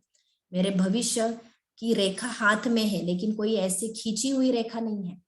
शिव बाबा तो हमें बहुत अच्छी बात कहते हैं, बच्चे संगम युग पर भाग्य बनाने की कलम मैंने खुद तुम्हारे हाथ में दे दी है। अच्छे कर्म करके तुम अपनी भाग्य की रेखा को जितना लंबा करना चाहो खुद कर सकते हो। परमात्मा ज्ञान दे रहा है, लेकिन मुझे इस ज्ञान को समझना है, धारण करना है, उसका स्वरूप बनना है, तब मेरा भविष्य भी उज्जवल होगा ही होगा। तो मेरा भविष्य अभी भी मेरे हाथ में है। अपनी तुलना कभी दूसरों के साथ हम नहीं करें। सबसे बड़ी गलती इस विश्व नाटक में हम करते हैं कि हम अपने आप को दूसरों से कंपेयर करते हैं। ये जैसे अपना स्वयं का किया हुआ सबसे बड़ी इंसल्ट है। Don't ever compare yourself with anyone else. You are unique actor of this world drama. आपके जैसा दूसरा एक्टर इस नाटक में कोई भी हो नहीं सकता। इसलिए तुलना करना फालतू है, टाइम वेस्ट है। आप अपने आप को कभी भी किसी भी क्षेत्र में और किसी भी स्टेप पे जीवन में किसी भी मुकाम पर अपने आप को कभी किसी से कंपेयर ना करें। Every soul is unique soul, every soul journey is different journey. तो कभी भी तुलना करके अपना टाइम वेस्ट ना करें। जीवन की घटनाओं के आधार पर निष्कर्ष न निकालें। मेरे साथ ऐसा हुआ क्योंकि ऐसा हुआ था। Don't ever try to conclude, क्योंकि आपको कुछ भी पता नहीं है कि आपको जो मिल रहा है वो किस कर्म का रिटर्न है। तो अपनी बुद्धि को फालतू में खर्च ना करें। क्यों मिल रहा है, किस मिल रहा है, इसमें उलझे नहीं। जो कुछ सामने आ रहा है उसको पॉजिटिवली फेस करें। अब वर्तमान में मेरे हाथों में क्या है, ये समझने का प्रयास करते हैं। वर्तमान में हमारे हाथों में क्या है? दो बातें वर्तमान समय एक साथ मेरे हाथों में है। एक तरफ है पिछले कर्मों का फल, एप्पल आप देख रहे हैं, अर्थात मैंने अब तक जो कर्म किया उसका फल मुझे खाना है एक तरफ। दूसरी तरफ भविष्य के लिए अच्छे से अच्छे बीज बोने हैं। तो दोनों मुझे वर्तमान में एक साथ करना है। पिछले कर्मों को चुकतू भी करना है और नए कर्मों के बीज को बोना भी है। तो इसलिए प्रेजेंट में दो चॉइसेस हैं, दो बातें हैं। एक तरफ पास्ट का रिजल्ट, एक तरफ फ्यूचर। अब मुझे करना क्या है? पुराने कर्मों रूपी हुए बीजों का फल खाना है। पहली बात तो है ना, जो कुछ भी पास्ट में मेरे साथ हुआ मैंने किया, अब अनजानवश किया, कैसे किया, और जो भी उसका फल होगा अच्छा या बुरा, स्वीकार करने के लिए स्वयं को तैयार करना है कि मैं उसके लिए रेडी हूँ। और दूसरी तरफ भविष्य फल के लिए वर्तमान के कर्मों रूपी बीज को बोना है। वर्तमान को जितना अच्छी सोच के साथ संजो कर रखेंगे तो उतना ही हमारा भविष्य श्रेष्ठ बनता जाएगा। अब संगम युग पर शिव बाबा के ज्ञान के आधार से, अच्छी सोच के आधार से मुझे एक काम करना है, अपने कर्मों का शुद्धिकरण। I have a choice. कल परसों मुझे किसी ने सवाल पूछा था कि जो आत्माएं ज्ञान लेंगी वो तो अपने कर्मों को चुकतू करेगी ही, लेकिन जो आत्माएं ज्ञान नहीं लेंगी वो अपने कर्मों को कैसे चुकतू करेंगी, है ना? बहुत अच्छा सवाल था और उस सवाल का जवाब मैं देने जा रही हूँ। वर्तमान समय हमारे सामने दो चॉइसेस हैं। हर आत्मा को अपना द्वापर युग से क्रिएट किया हुआ कार्मिक अकाउंट इस वर्तमान जीवन में चुकतू करना ही है, क्योंकि हम वर्तमान समय संगम युग के भी एंड पर है। और जैसे कहो ड्रामा का चक्र पूरा हो रहा है, एक कल्प का चक्र पूरा हो रहा है, हम अंतिम चरण में हैं। और इसलिए हम देखते हैं कि हर एक के जीवन में अलग अलग प्रकार के दुख है। तन की भी बीमारियां हैं, मन भी दुखी है, चिंतित है, धन की भी चिंताएं हैं, और जन अर्थात संबंधों की भी प्रॉब्लम्स है। चारों प्रकार के दुख आज मनुष्य जीवन में है, तन, मन, धन, जन। क्यों इतनी सारी प्रॉब्लम्स एक साथ हमारे जीवन में आई है? क्योंकि जो कुछ भी पिछला बचा हुआ था वो सब कुछ हमें इस जन्म में चुकतू करना है। लेकिन चुकतू करने के दो तरीके हमें इस समय संगम युग पर मिलते हैं। पहला तरीका है कर्म योग, राजयोग का। दूसरा तरीका है कर्म भोग अर्थात पनिशमेंट्स। तो चॉइस इज माइन। अगर मैं राजयोग का आधार लेती हूँ, अगर मैं अपनी को आत्मा समझकर परमात्मा को याद कर कर उससे शक्ति भरकर अपने वर्तमान को अच्छा बनाती हूँ, तो मेरे कार्मिक अकाउंट सेटल होंगे और मुझे उसमें तकलीफ भी नहीं होगी। बहुत सोच समझकर मैं हर चीज को फेस करूंगी, ज्ञान के आधार से फेस करूंगी, शिव बाबा की शक्ति के आधार से फेस करूंगी और अपने पास्ट कर्मों को भी एक तरफ चुकतू करूंगी, दूसरी तरफ अपना भविष्य भी अच्छा बना सकती हूँ। और जो आत्माएं राजों का आधार नहीं लेना चाहते हैं, अपना समय सोचते हैं वहां हम नहीं दे पाएंगे, हम राजों की प्रैक्टिस नहीं कर पाएंगे, हम शिव बाबा से कनेक्शन नहीं जोड़ पाएंगे, they have the another choice, कर्म भोग। एक एक कर्म जो मैंने पास्ट में किए, जिसका हिसाब अभी तक मैंने चुकतू नहीं किया, वो हर एक कर्म मेरे सामने बीमारी के रूप में, दुख के रूप में, परिस्थिति के रूप में, समस्या के रूप में आएंगे और मुझे अकेले अपनी थोड़ी बची कुची शक्ति के साथ उसको फेस करना पड़ेगा, अर्थात बहुत ज्यादा दुख की अनुभूति करनी पड़ेगी। एक सिंपल सा एग्जाम्पल के द्वारा मैं ये क्लियर करती हूँ। समझो एक डॉक्टर है, उसके सामने 2 पेशेंट्स हैं, है ना। अब दोनों की बीमारी एक जैसी, वो भी समझ लो, दोनों की बीमारियां एक जैसी ही, और डॉक्टर ने डिसाइड किया कि दोनों को मुझे इंजेक्शन देना है, एक ही तरीके का इंजेक्शन देना है, डॉक्टर भी एक है, देने का तरीका भी एक है। एक पेशेंट को डॉक्टर सुई लगाने गया, पेशेंट ने बहुत चिल्लाया, जोर से चिल्लाया कि मुझे दर्द हो रहा है, ठीक से दो, ये करो वो करो, है ना, काफी कुछ नाटक उसने कर लिया। और दूसरे पेशेंट को जब इंजेक्शन देने गया, वो इतना शांति से बैठा, इतना अपने मन को प्रिपेयर करके बैठा कि जैसे सुई कब अंदर गई कब बाहर आई उसको कुछ भी अनुभव, जैसे दुख की अनुभूति नहीं हुई। देखो, दोनों की तरफ एक ही प्रकार की परिस्थिति आई थी, दोनों पेशेंट की तरफ इंजेक्शन डॉक्टर से लेना था। एक ने उसका बहुत बड़ा बखेड़ा क्रिएट किया, बहुत दुख को अनुभव किया, और दूसरी तरफ उसने बहुत हल्के रूप से इसको फेस किया। अब अंतर क्या था दोनों में? पहले वाले में सहन शक्ति की कमी थी, अंडरस्टैंडिंग की कमी थी कि ये इंजेक्शन मुझे इसलिए मिल रहा है ताकि मेरी तबीयत खराब से बेहतर हो जाए। वो अंडरस्टैंडिंग उसके अंदर कम थी, है ना। भले अंडरस्टैंडिंग भी थी लेकिन उसको सहन करने की शक्ति अंदर में नहीं थी। और दूसरे पेशेंट के अंदर अंडरस्टैंडिंग भी थी और साथ साथ सहन शक्ति भी थी, तो वो उस बात को सहज रूप से फेस कर सका। तो ये 2 आत्माएं, अर्थात पहली आत्मा कर्म भोग वाली आत्मा, दूसरी आत्मा अर्थात कर्म योग वाली आत्मा। तो चॉइस इज अर्स। हम कर्म योग का साथ लेकर अपने पास्ट को बहुत अच्छी तरह से क्लियर करना चाहते हैं, नया भविष्य उज्जवल बनाना चाहते हैं, तो राजयोग का आधार ले। और दूसरा, नहीं लेना है तो एक एक कर्म को दुखी होकर, पछता कर, बहुत उसको भोग भोग कर हमें चुकतू करना पड़ेगा, और प्लस नया कुछ जमा नहीं होगा, वो भी एक लॉस है। ठीक है, तो विकर्मों के प्रतिफल से मुक्ति की 2 विधियां, सजाओं द्वारा या तो राजयोग द्वारा, किंतु दान धर्म से नहीं। कई सोचते हैं कि हम सजाएं नहीं खाएंगे, हम दान धर्म करेंगे। दान धर्म करने से किसी के भी पाप उतरते नहीं है। गंगा में जाकर स्नान करने से कोई पतित से पावन नहीं बन जाता है। जो कर्म के बीज हमें बोए हैं उसका फल हमें प्रैक्टिकल में खाना ही होता है। तो ये थी सारी कर्म से कनेक्टेड बातें जो आप सभी ने समझी होंगी। अब कुछ समय के लिए हम अभी आपके सवाल भी लिए जाएंगे, तो सबसे पहले हम कुछ समय मेडिटेशन करते हैं। ये मेडिटेशन भी आपको कर्म के अकाउंट चुकतू करने में बहुत मदद करेगा, क्योंकि कर्म का फल हम बहुत इजी तरह से इस तरह चुकतू कर सकते हैं कि हम अपने मन को बहुत पॉजिटिव संकल्पों से भरपूर रखें। मन हमारा सकारात्मक विचारों से जितना भरपूर होगा उतना सहज मेरे कार्मिक अकाउंट चुकतू होंगे। ठीक है, तो उसके लिए और एक टाइप का मेडिटेशन, कर्म का फल चुकतू करने के लिए 2 टाइप के मेडिटेशन आप बार बार कर सकते हैं। एक क्षमादान का मेडिटेशन जो 2-3 दिन पहले मैंने आपसे कराया था कि हर आत्मा को क्षमा करे और खुद गलती की है तो क्षमा मांगे, मन बुद्धि के द्वारा, योग के द्वारा और तहे दिल से समझ के, भावनाओं के आधार से। और दूसरा अभी जो हम मेडिटेशन करने जा रहे हैं इसको हम कहते हैं ग्रेटिट्यूड मेडिटेशन। हमें जो कुछ भी मिला है उसके लिए धन्य रहे। बहुत कुछ मिला है हमें, हम वही बातें देखते हैं जो नहीं मिली है और जिसके पीछे हम भाग रहे हैं।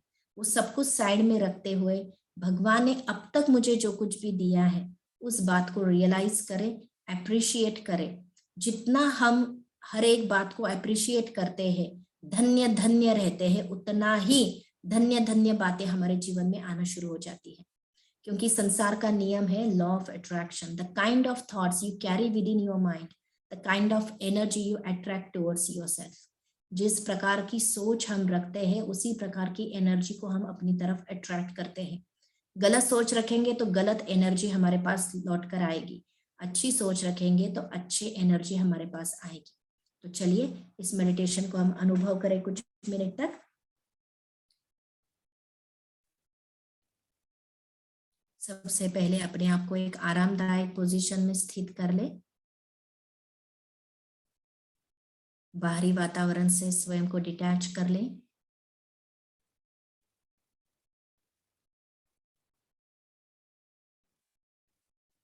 स्थित हो जाए अपने मस्तक रूपी आसन पर।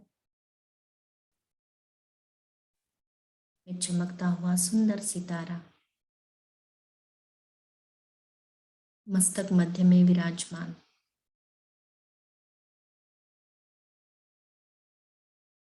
मैं आत्मा हूं, मैं देवी कुल की आत्मा हूं।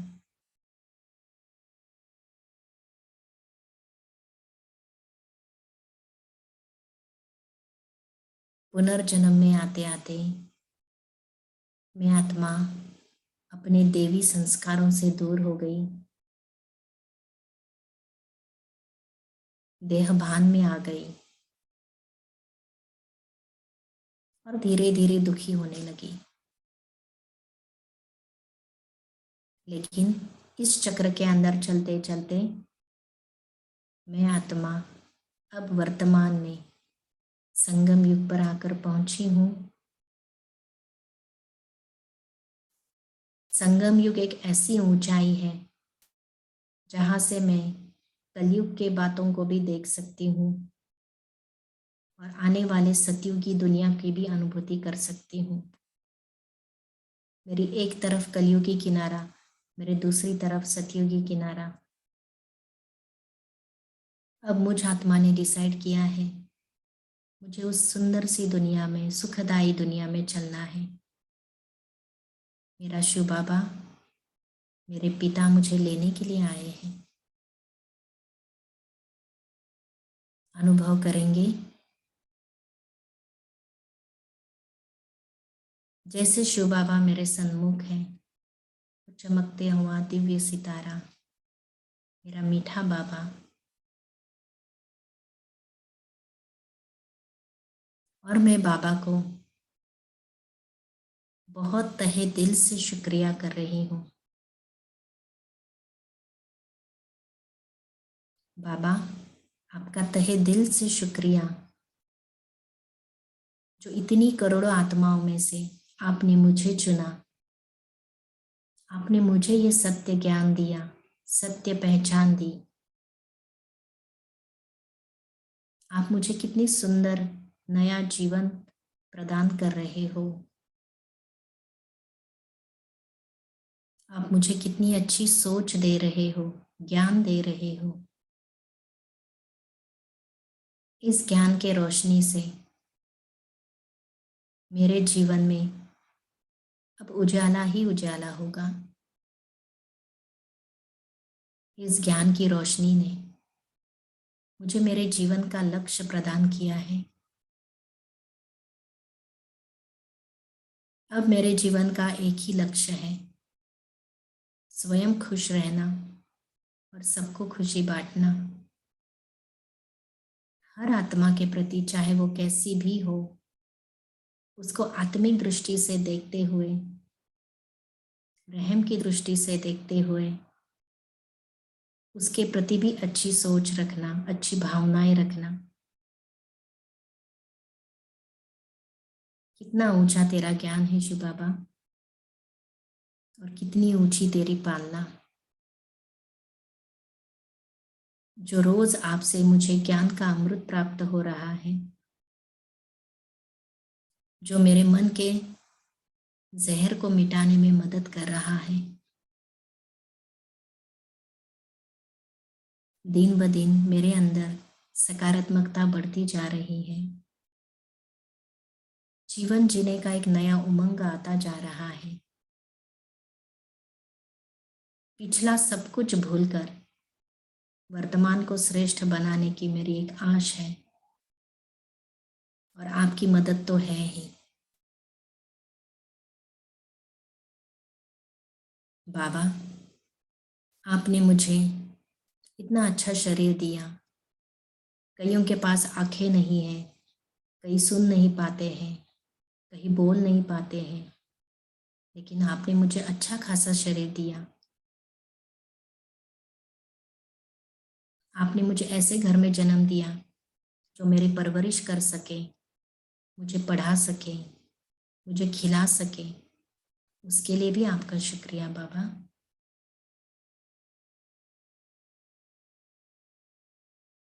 हर एक बात जो आपने मुझे इस जीवन में दी, उस हर एक बात के लिए शुक्रिया। सबसे अधिक शुक्रिया वर्तमान में मिले हुए इस ज्ञान के लिए। ये ज्ञान न होता तो मैं आत्मा आज कहाँ भटक रही होती, इस दुनिया से लड़ रही होती, क्यों क्या मैं फंस चुकी होती।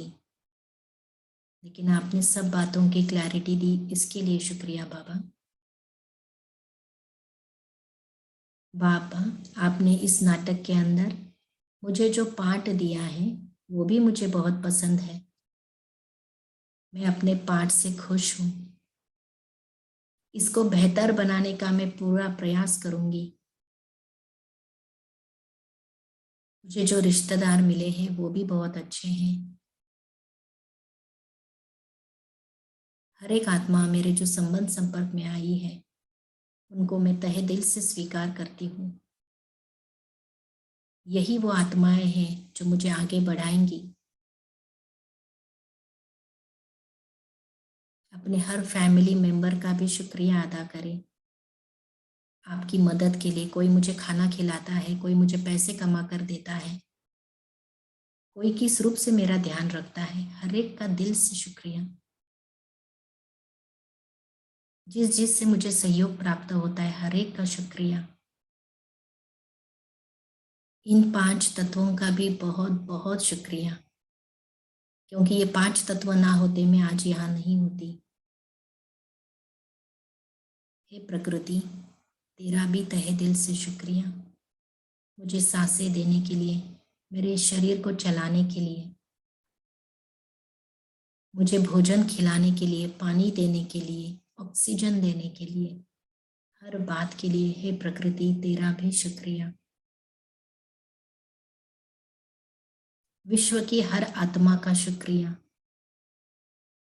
क्योंकि उन्हीं के आधार से मैं इस नाटक में इतना अच्छा पार्ट निभा पा रही हूँ।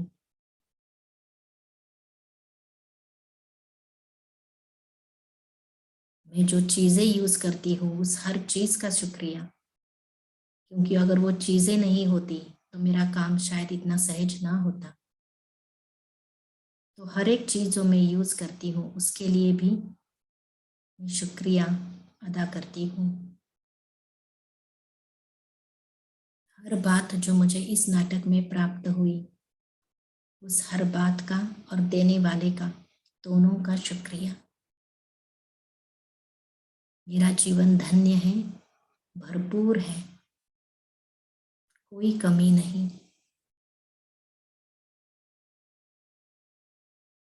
और इसके आगे और भरपूर होता जाएगा, क्योंकि स्वयं शिव बाबा आप मेरे साथी हो।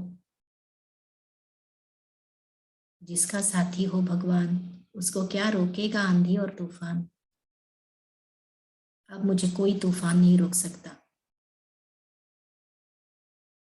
अब मुझे भाग्य बनाने की कलम अपने हाथ में मिल गई है। अब मैं श्रेष्ठ कर्म करते हुए अपना श्रेष्ठ भाग्य बनाने जा रही हूँ। हे भाग्य विधाता शिव बाबा, आपका पुनः एक बार तहे दिल से शुक्रिया, शुक्रिया, शुक्रिया। ओम शांति, शांति शांति।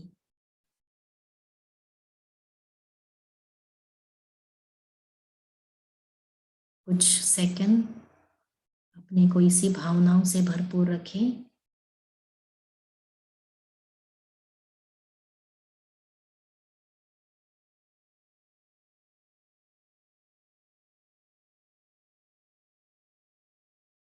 शुक्रिया की ध्वनि हमारे मन से, मुख से सदा निकलती रहे।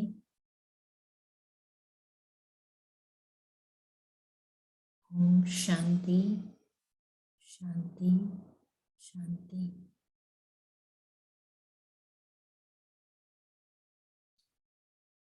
ओम शांति।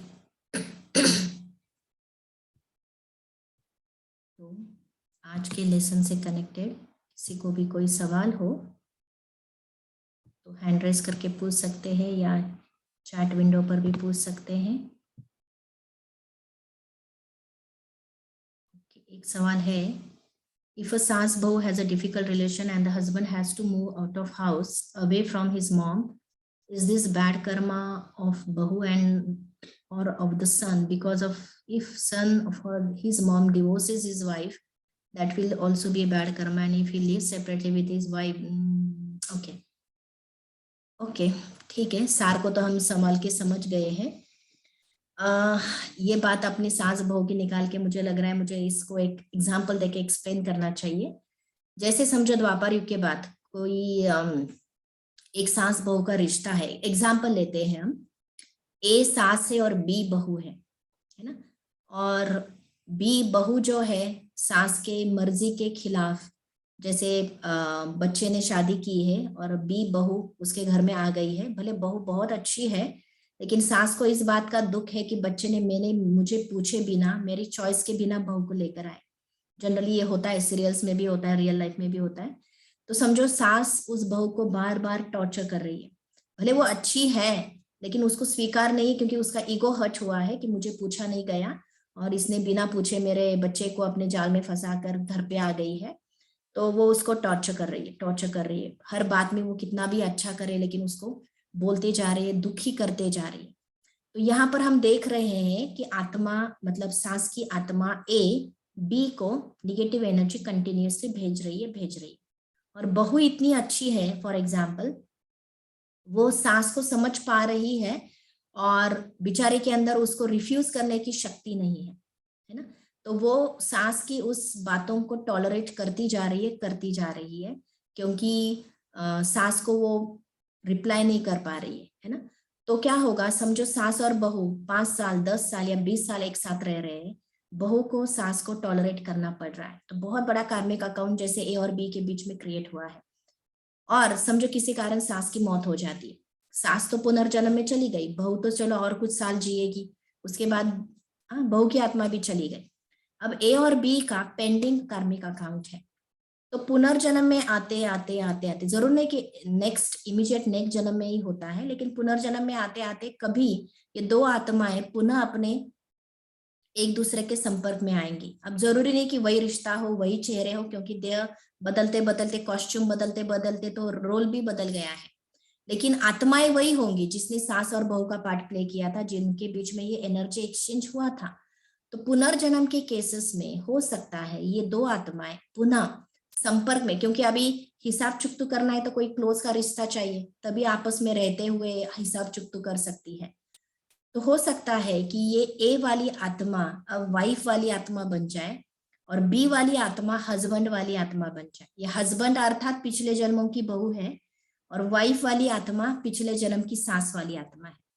अब इस पुनर्जन्म की यात्रा में सास वाली आत्मा थोड़ी शांत हो गई है और बहू वाली आत्मा शायद थोड़ी क्रोधी हो गई है। तो अब ये दोनों संपर्क में आने के बाद ऐसा होगा कि हस्बैंड को अपनी वाइफ पसंद नहीं आएगी। क्यों नहीं आएगी, इसके पीछे का कारण क्या होगा, क्योंकि इन दो आत्माओं का कार्मिक अकाउंट है पिछला और वो अभी सेटल होना है।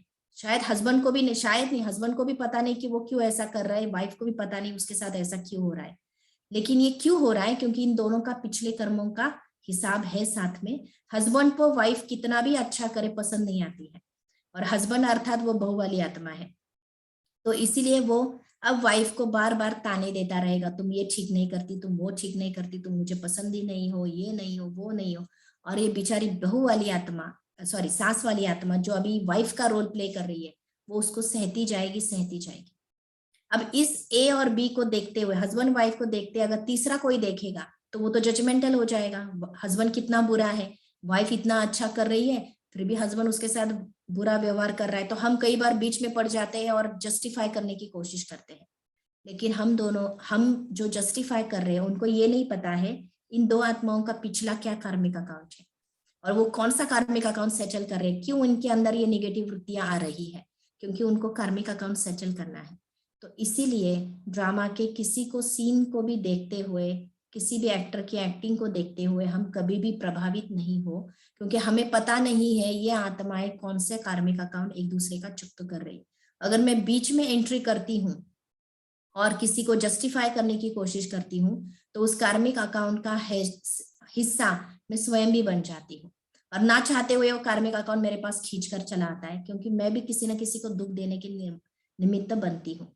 तो इसीलिए हम किसी को भी देखकर जजमेंटल ना बने, वकील ना बने, किसी को भी ये करने की कोशिश ना करें। बजाय इसके हम एक काम कर सकते हैं, हम शांति से डिटैच रहे और उन दोनों को बहुत पॉजिटिव वाइब्रेशन दे। बाबा को बोले, बाबा दोनों की बुद्धि को जल्दी सेटल कर दो, पॉजिटिव बना लो, और दोनों का रिश्ता वापस आपस में ठीक हो जाए। This is what I can maximum do.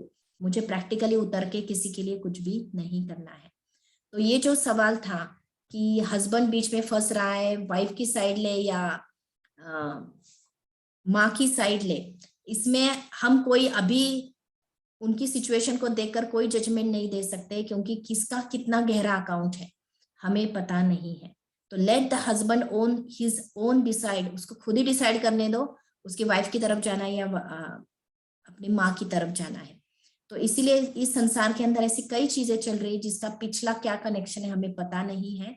Every soul has to decide for himself, depending upon उसकी कितनी बुद्धि है और कितना वो अच्छाई को समझता है, उस अनुसार उसको अपना डिसीजन खुद लेना चाहिए। अच्छा, जो अगले सवाल थे चैट विंडो पर, are we experience result of karma of last janma and और also of present life? Yes. हमें नहीं पता होता है कि मुझे खुशी मिल रही है वो इस जन्म के अच्छे कर्मों की या पिछले जन्मों के अच्छे कर्मों की, वी कांट रिलेट इट। और अगर मुझे दुख मिल रहा है तो इस जन्म का या पिछले जन्म का, I can never ever justify it. लेकिन बस इतना समझ के चलो कि मुझ आत्मा के कर्म का रिजल्ट ही मुझे मिल रहा है, चाहे इस जन्म के चाहे पिछले जन्म के। ठीक है।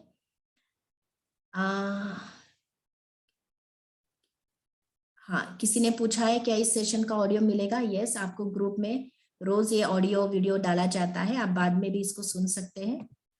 और एक सवाल जो अभी है, मेरे अच्छे कर्म कार्मिक अकाउंट वजह से इस जन्म में अच्छे फल नहीं अनुभव कर रहा हूँ, अच्छे कर्म करते रहना मुश्किल लगता है, ऐसे में क्या करें? अच्छे कर्म करना मुश्किल जरूर लगेगा, क्योंकि आत्मा को लंबे समय से बुरे कर्म करने की आदत पड़ गई है, क्योंकि वो इजी है बुरे कर्म करना। लेकिन अच्छे कर्म करने के लिए आत्मा में बहुत बल लगता है। तो अगर मन नहीं कर रहा है, लेकिन हमें अपने आप को ज्ञान से स्वयं को समझाना पड़ेगा, अगर मैं अच्छे कर्म अभी भी नहीं करूंगी तो मुझे और ज्यादा दुखी होना पड़ेगा। इससे अच्छा है क्यों ना मैं ज्ञान का सहारा लूं, शिव बाबा का सहारा लूं, उससे शक्ति लूं और अच्छे कर्म करते जाऊं। ठीक है ना? तो कभी ऐसा नहीं होगा कि मैंने पिछले जन्मों में अच्छा कर्म किया और वर्तमान में मुझे अच्छा रिजल्ट नहीं मिलेगा, ऐसा कभी भी नहीं होगा। अच्छे कर्म किए हैं तो अच्छा रिजल्ट जरूर मिलेगा। क्या अंत में महाविनाश के समय परमात्मा अपने साथ जानवरों की आत्माओं को भी परमधाम ले जाएंगे? यस, सारी आत्माएं घर लौट जाएगी। हम अपने कार्मिक अकाउंट को जल्दी पॉजिटिव कैसे बनाएं, यही मैंने कहा। आज वर्तमान को best banana, this is the only solution for clearing past कार्मिक अकाउंट एंड फ्यूचर को जमा करने का एक ही और सिर्फ एकमेव तरीका है, हर आत्मा के प्रति शुभ भावना, शुभकामना। भले वो आत्मा आपको कितना भी दुखी दे रही हो, लेकिन आप सोल कॉन्शियस लेवल पर आ जाए, हायर लेवल पर आ जाए, ज्ञान की दृष्टि से उस आत्मा को देखें और उसके लिए पॉजिटिव फीलिंग्स अपने मन में क्रिएट करें। यही आपको मेहनत करनी पड़ेगी और आपके सारे कार्मिक अकाउंट सहज चुक्त हो जाएंगे। अच्छा, कुछ हम चैट सवाल भी लेते हैं। तो सर्बाजीत भाई, आप अनम्यूट करके आपका सवाल पूछ सकते हैं। मैं कनाडा से बोलती हूँ। मैं सरजीत कौर, मैं ओह सिस्टर सॉरी, हूँ। ओह हाँ, सॉरी। कोई बात नहीं, कोई बात नहीं। आत्मा आत्मा तो भाई भाई है। हाँ जी। हाँ हाँ, ये भी बात सही है, भाई भाई हैं हम बाबा की नजर में।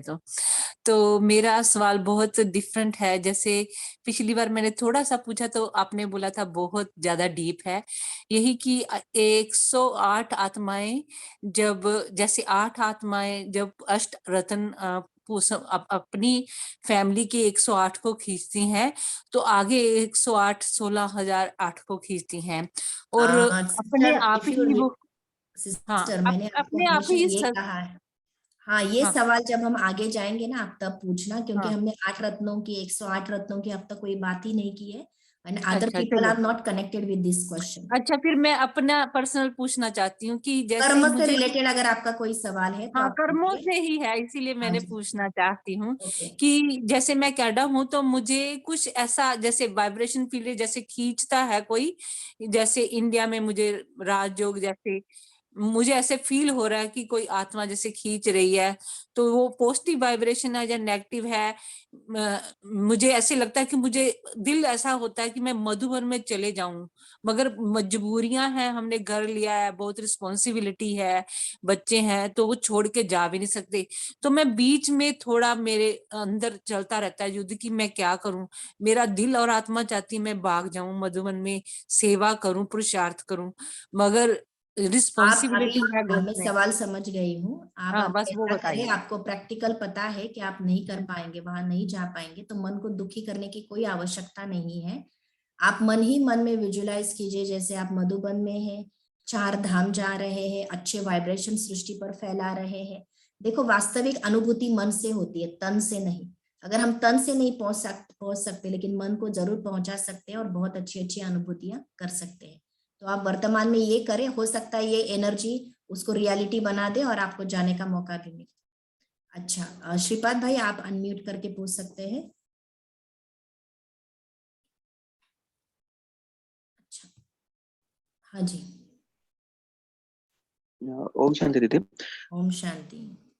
अ, कलयुग में जैसे बहुत सारी परिस्थितियां रहती हैं, उनमें हम चाहकर भी अच्छे कर्म नहीं कर सकते, और अच्छे और बुरे कर्मों को समझना बहुत बार मुश्किल लगता है कि परिस्थिति अगर ऐसी हो तो बुरे कर्म भी अच्छे लगते हैं। अच्छा, बुरे कर्म अच्छे लगते हैं।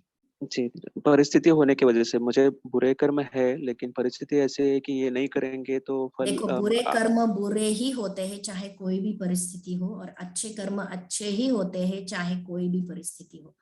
तो इसीलिए हम अपने अनुसार कर्मों को डिफाइन अलग अलग रीति से ना करें। जिस जिस कर्म से मुझे पॉजिटिव फील होता है और जिस कर्म से मैं दूसरों को पॉजिटिव एनर्जी दे सकती हूँ, वही कर्म अच्छे हो सकते हैं। जिस कर्म से या सोच से मेरे से निगेटिव वाइब्रेशन किसी के पास जा रहे हैं, इसको मैं कभी अच्छा कर्म नहीं कह सकती हूँ। तो सिंपल भाषा है अच्छे और बुरे कर्म की, इसको हम अपनी तरह से डिफाइन करने की कोशिश ना करें। जो परमात्मा ने बताया, जिसमें पॉजिटिव एनर्जी का फ्लो हो, वही पॉजिटिव कर्म है। तो आपको कितना भी नकारात्मकता खींच रही हो, आपके मन के विकार खींच रहे हो या पुराने संस्कार खींच रहे हो बुरा कर्म करने के लिए, लेकिन सावधान रहना, अलर्ट रहना, क्योंकि उसका भुगतना भी आपको ही भुगतनी है। तो भले शुरू में मुश्किल लगेगा अच्छे कर्म करना, लेकिन प्रयास करके मुझे अच्छे कर्म ही करने पड़ेंगे अगर मुझे अपना भविष्य उज्जवल बनाना है तो। ठीक है। अच्छा, तरुण भाई, आप अपना सवाल पूछ सकते हैं। हाँ दीदी, आज ओम शांति। ओम शांति। आज आपने जैसे बताया, मनुष्य एक देह छोड़ के दूसरे देह पे प्रवेश करती है आत्मा। अगर एक देह छोड़ के दूसरे देह में अगर प्रवेश करती है तो उसका दूसरा जन्म हो जाता है। तो फिर इंसान ये क्यों बोलता है जो भूत है, वर्तमान में वो भूत है या शैतान है, तो फिर भूत कैसा बना? देखो, आत्मा के कर्म अनुसार उसको जन्म कितना जल्दी मिलता है और लेट मिलता है, ये भी कर्म ही डिसाइड करते हैं। अगर किसी आत्मा ने किसी की खून किया है या आत्महत्या किया है, इस प्रकार के बहुत बड़े विकर्म किया है, तो उस आत्मा ने जीवन की वैल्यू नहीं रखी है। तो कई बार ऐसे भी देखने में आता है, ऐसी आत्माओं को जल्दी जन्म नहीं मिलता है और वो अपनी अतृप्त इच्छाएं लेकर घूमते रहते हैं, जिसको हम भूत कहते हैं, इविल सोल्स कहते हैं। तो वो भी संसार के अंदर होती है, लेकिन हमें उनसे डरने की आवश्यकता नहीं है। इविल सोल उनको ही तकलीफ दे सकते हैं जिनके साथ उनका कार्मिक अकाउंट है। अगर किसी के साथ हमारा कार्मिक अकाउंट इतना बड़ा नहीं है तो हम चलते फिरते रहे, उन इविल सोल के बाजू में से गुजर भी जाए, वो हमको कुछ नहीं कर सकती है। तो इसीलिए हम हमेशा औरों के बारे में ना सोचते हुए, इविल सोल्स के बारे में ना सोचते हुए, अपने कर्मों के ऊपर ज्यादा ध्यान दे। अगर वो अच्छे हैं तो दुनिया की कोई बुरी शक्ति भी मेरा बिगाड़ नहीं सकती है, इतना ही ध्यान में रखें। इसका मतलब जो आत्महत्या करता है वही भूत बनता है। भूत वैसे कोई भी होता नहीं है। भूत वो है जो हमारे अंदर छुपे हैं। काम विकार, क्रोध, लोभ, मोह, अहंकार, ईर्ष्या, द्वेष, ये वास्तव में भूत है जो हमें बेचैन कर देते, दुखी कर देते। वास्तव में ये भूत है। अगर आत्मा बिना शरीर के घूम रही है तो उसको भूत कहने की आवश्यकता नहीं है। वो आत्मा ही है, बस उसको अदा करने के लिए या पार्ट निभाने के लिए कोई रोल नहीं मिला है, तो उसको हम इविल सोल्स कहते हैं, ना कि भूत। ठीक है, भूत तो हमारे अंदर छुपे हुए विकार है जिनसे हमें अब स्वयं को मुक्त करना है। अभी अच्छा, आपने जैसे पिक्चर में बताया वो देह छोड़ रहा है, लेकिन आत्मा जाके दूसरे देह में जन्म ले रहा है, वो बच्चे में बताया। हाँ, तो प्रेजेंट हो गया वो।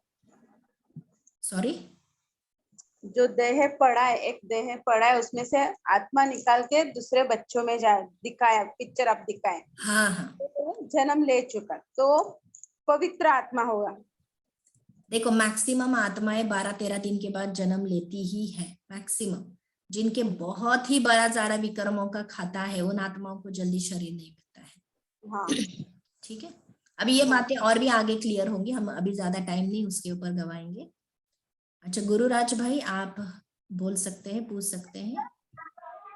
ओम शांति दीदी, गुड मॉर्निंग, नमस्ते। शांति। आपने कर्म के जो प्रकार बताए, सुकर्म, विकर्म और अकर्म, अगर कोई उदाहरण के तौर पे जो समझाएंगे तो अच्छा रहेगा। ओके, जैसे मैंने कहा था कि अकर्म अर्थात देवताएं जो कर्म करते हैं ना, वो सोल कॉन्शियस लेवल पर कर्म होते हैं, और उन कर्मों में हम देखते हैं कि वो किसी का भला भी नहीं करते। देवताएं हर एक के साथ इक्वल लेवल पर व्यवहार करते हैं। किसी का उन्होंने कल्याण किया या देवताओं ने दान पुण्य किया, ऐसा कुछ भी नहीं होता है। देवताओं सभी अपने अपने हाईएस्ट स्टेज पर होने के बाद बस संबंध निभा रहे होते हैं, वो किसी के ऊपर उपकार करने की वहां बात नहीं होती है। तो देवताएं जो कर्म करते हैं उसका कोई लेखा जोखा नहीं बनता है या कोई उसका कार्मिक अकाउंट नहीं बोलता है, इसलिए अकर्म कहा जाता है। जैसे किसी ने किसी के लिए खाना बनाया तो कोई उपकार नहीं होता है वो वहां पर, तो वहां कोई अच्छा कर्म या बुरा। और देवताएं कभी किसी को गाली भी नहीं देते हैं, ना किसी के साथ निगेटिव सोच रखते हैं, तो कोई कार्मिक अकाउंट वहां क्लियर नहीं क्रिएट नहीं होता है, तो इसलिए उसको अकर्म कहते हैं।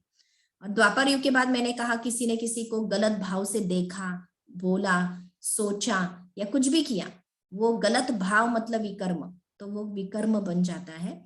और तीसरा सुकर्म, अर्थात अभी वर्तमान समय मेरे पास अकर्म, विकर्म और सुकर्म तीनों बातों का ज्ञान है, और मैं तीनों को ध्यान में रखते हुए किसी का कल्याण कर रही हूँ, किसी का जीवन सुधार रही हूँ, किसी को प्रेरणा दे रही हूँ, तो मेरे सुकर्म में जमा होता है, क्योंकि मैं सोच समझकर ज्ञान के आधार से अच्छे कर्म कर रही हूँ, तो वो सुकर्म में जमा होता है।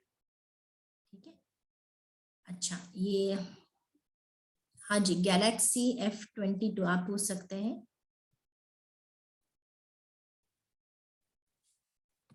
गैलेक्सी F22 आपका कोई सवाल है तो आप पूछ लीजिए। तब तक आत्मा को उसके पुराने गलत कर्मों का फल एक साथ क्यों नहीं मिलता, कभी खुशी कभी गम क्यों? ये तो ड्रामा की नियति है इस प्रकार से, और सुख दुख का तो खेल बना हुआ है, तो इसीलिए एक वक्त में मिलना नहीं। क्योंकि ना, आप कभी इमेजिन करो, इतने 700-800 करोड़ आत्माएं, और हर आत्मा के इतने सारे जन्म, और उसके कार्मिक अकाउंट, कितना बड़ा हिसाब किताब है। तो ड्रामा ने इतना उसको वेल प्लान करने के लिए डेफिनेटली ऐसा कुछ भी नहीं हुआ होगा कि एक साथ ही वो लगातार सुख को अनुभव करे, क्योंकि लगातार हम देखते बीच बीच में दुख आता है, तभी हम अनुभव उसको झेल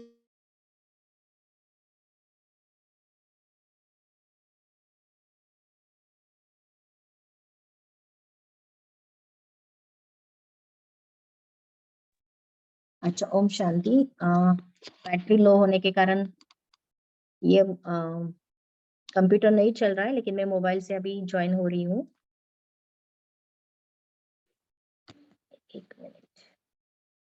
आई होप आप सभी मुझे सुन पा रहे हैं।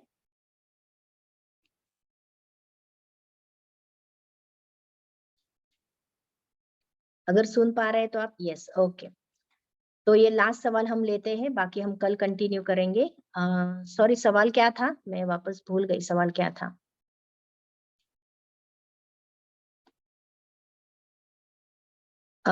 एक शायद चैट विंडो पर ये सवाल आया था, लगातार उसको क्यों नहीं मिलता। वही मैं कह रही हूँ, अगर बीच बीच में ही मिलता है, हम उसको झेल नहीं पाते। अगर लगातार दुख मिले तो इंसान सरवाइव कैसे करेगा। और नाटक ही इतना सुंदर रीति से पढ़ा है कि सुख और दुख ये दोनों अनुभूतियां आत्मा के अंदर होती है। ये विशेष करके द्वापर युग से, सतयुग और त्रेता युग में तो सुख का ही राज्य होता है। द्वापर से ही दुख का राज्य थोड़ा थोड़ा शुरू होते होते आगे बढ़ता जाता है। ठीक है, तो आज के सेशन को हम यहाँ पर ही कंप्लीट करते हैं, बाकी बातें हम कल कंटिन्यू करेंगे। तो अभी 1 मिनट साइलेंस करेंगे, सभी बाबा का शुक्रिया अदा करेंगे। इसके सारे रिकॉर्डिंग्स आप सभी पूछ रहे हैं, जिन जिन्होंने व्हाट्सएप पे हमें ग्रुप में ज्वाइन किया है। व्हाट्सएप ग्रुप पर ये सारे रिकॉर्डिंग्स आपको रोज भेजे जाते हैं, जो आप कभी भी इसका लाभ ले सकते हैं। और इनकेस आपने व्हाट्सएप ग्रुप ज्वाइन नहीं किया है, तो आप जगदम्बा भवन मेडिटेशन सेंटर का हमारे यूट्यूब चैनल है, उसके ऊपर ऑनलाइन राजयोगा कोर्स करके डालेंगे तो आपको ये सेशंस मिल जाएंगे। तो अभी 1 मिनट साइलेंस करके हम सेशन को क्लोज करते हैं।